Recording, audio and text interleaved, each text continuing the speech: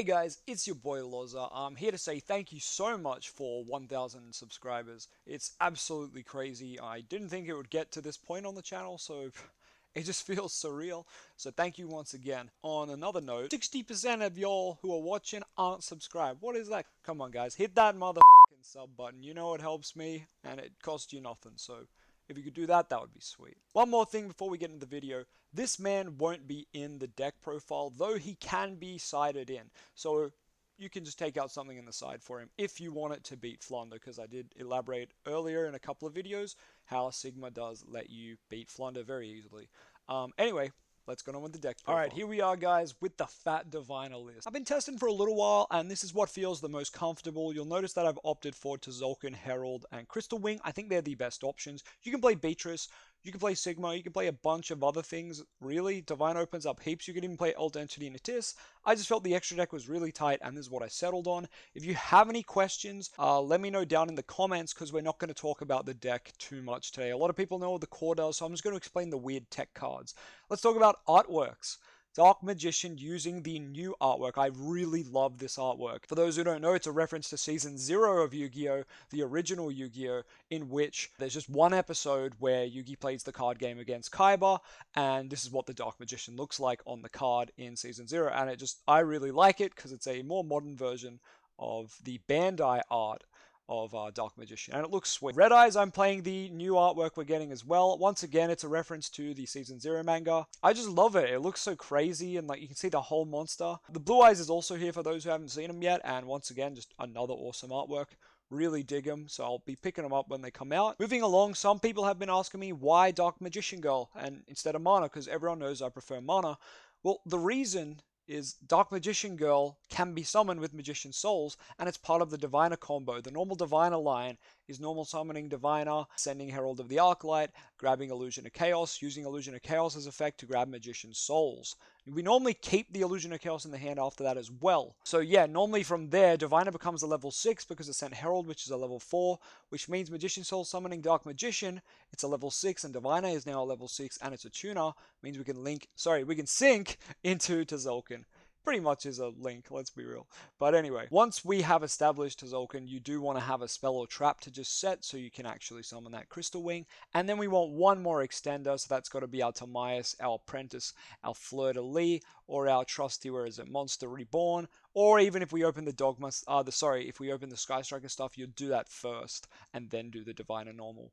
So if you open any of those extenders, great, you can now get to Anaconda, to Dragoon and Crystal Wing as well, linking with your Tzolk'in and anything else, any extender. So yeah, I kind of just explained a lot of the other card choices there, but I'll go over them really quick. Apprentice, Illusion Magician, and Timaeus fit the exact same bill. They're both an extender that can be searched off Illusion of Chaos. So if I happen to open, say, Diviner, Illusion of Chaos, and Souls, so I don't really need Illusion of Chaos to grab me Souls, I can use it to grab one of these two extenders because I may need that.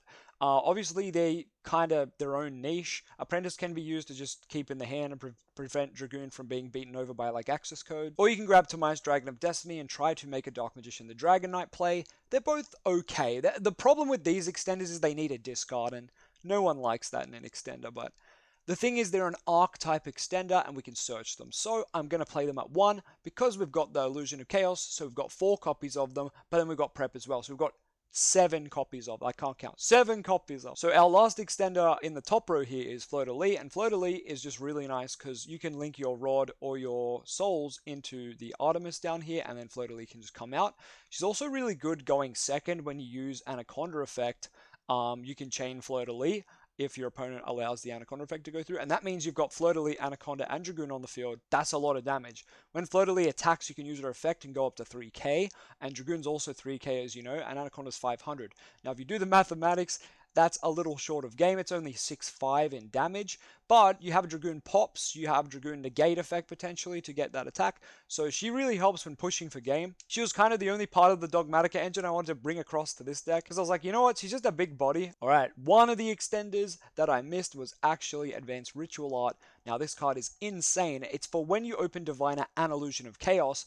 Instead of Diviner's Herald adding you a ritual monster, you can choose for a ritual spell in which you'll grab Advanced Ritual Art, meaning you can summon out the Illusion of Chaos. His effect on field, kinda nuts. Not to mention your prep then is also live to not only search a ritual, but grab this back out of the grave after. I've only done it once in testing, but it's kinda nice. Monster Reborn, I don't have to say much, it's a generic extender. And we've got the Striker engine, which is an extender, but you need to do it first. So it's kind of a starter, but it does act as our extender as well. And it can even get us more draws now. Some people are dropping this engine now, and I disagree, because Engage, gets you the draw with Spells Engraved, and we've just added all these preps in our deck and like Advanced Ritual Art. It's like, if anything, now's the time to play the Striker engine. I know it costs a bit of extra deck space, but I think it's still worth it. It gets us to Anaconda, and we love to see that. I'm still on 3 ref, and some people might be wondering why, because you see I've gone for a more combo-orientated build with Diviner and whatnot, and extenders out the arse. But the reason for that is we have Preparation of Rites, we have Illusion of Chaos, we have Engage. They are very ashable cards. If our opponent is silly enough to ash us on any of those effects, which could happen, we can flop out Red Eyes Fusion. One more thing, you'll notice I'm not playing any hand traps in this list. I'm really focusing on comboing and trying to get to a strong board going first, or playing second, trying to have enough extenders to get into either Anaconda, and if that gets negated, then Selene, or even just go straight for Access Code. Now, the other thing we can do going second is just slap down Red Eyes Fusion. You guys, you just have to start doing it. It's just such a powerful card. Red Eyes Fusion plus Forbidden Droplets wins you like 90% of your games, I'm telling you. The Sword Soul matchup becomes like 80% easier if you open Red Eyes Fusion and Forbidden Droplet, It's crazy. Now that we're looking in my side deck, why don't we just have a quick look at my field spells? So I've opted for Terraforming with 2 Mine and 2 Village. These are just for those really annoying matchups, right? Your Village is for Sky Striker DPE mainly, which is popping up everywhere because people think it's an amazing deck. And look, it's pretty good, but we auto-win. We honestly auto-win every time I versed it at a tournament, besides that one time. You know the one I'm talking about. Besides that one time, I've always established a Spellcaster, preferably Dragoon, and Village, and they just lose. I remember one game, all I did was Magician Souls and just summon Dark Magician, and then just put up Village. That's it. And I won. They can't beat over Dark Magician. He's too strong. Like, obviously, you'd prefer to summon out Dragoon, but it doesn't happen every time. All right, Mystic Mine. Now, Mystic Mine's here because the Tri-Brigade Bird matchup is just insane. The Flunder matchup for our deck is actually really hard.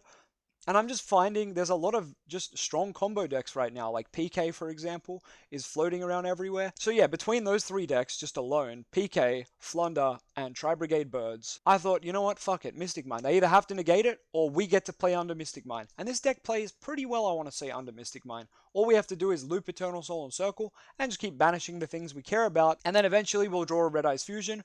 We'll play it down. They cannot ash us because we've got Mystic Mine up. We summon out Dragoon. We go pop, pop. 2 of their things are gone. We swing into the last one for game. Once again, Mystic Mine. Crazy card in this deck with Red Eyes Fusion. You'll notice that Red Eyes Fusion comboed with a bunch of these cards on the side is insane. Nibiru is still just the one hand trap I can put my faith in. I know people can play around it. I know people have ways to negate it. I just think it's a blowout hand trap. We have to play it. If we're going to play one hand trap, this is the card we play. Now we're playing it alongside another blowout card, which is evenly matched. This helps us win the trap deck matchup. So that's like Eldritch, the Golden Lord, and all that shit. You know they're playing that King of the Sky Prison card, and that means we can't Lightning Storm, we can't Harpy's Feather Duster. So I've actually taken those out of my deck, and I've just gone for the evenly matched, and you know what, Droplet is a good combo too, but it doesn't help against the trap-based decks. But against, say, other decks like Tri-Birds or Flunder, siding in evenly matched and Droplet can be very good. Don't forget how strong evenly matched is. Like, yes, we lose our battle phase, but it potentially just wins us the game. The other thing is they may have to just use like a Solemn Judgment on it, which means they lose half their LP. So hopefully you have a way to Dragoon from there and you can just start popping stuff and swinging for the rest of that 4K. Dragoon's pretty good at finishing off someone when they're at 4K. Anyway, the last 2 things I'll talk about in the main is we have that 1 Eagle Booster and that 1 Soravis. They are strictly there to protect our Anaconda or our Diviner if it's Soravis. That is just because we need to get our engine going, we need to get to Dragoon, or we need to just get some plays happening. And these are great cards that are very searchable. Eagle Booster searchable off Engage, and Soravis is searchable off our 3 preps. So we've actually got lots of ways to see a pseudo Called by the Grave, and of course we're playing the 1 Called by the Grave. Alright, that's all for today, guys. If you want to see me run test hands with the deck, great. Let's get this video to, I don't know, let's put an easy bar. Let's say around 100 likes. We get 100 likes, easy peasy, I will do some test hands and upload them as a separate video. Anyway, thanks for watching. Hope you enjoyed the deck list, and I'll see you very soon. Later.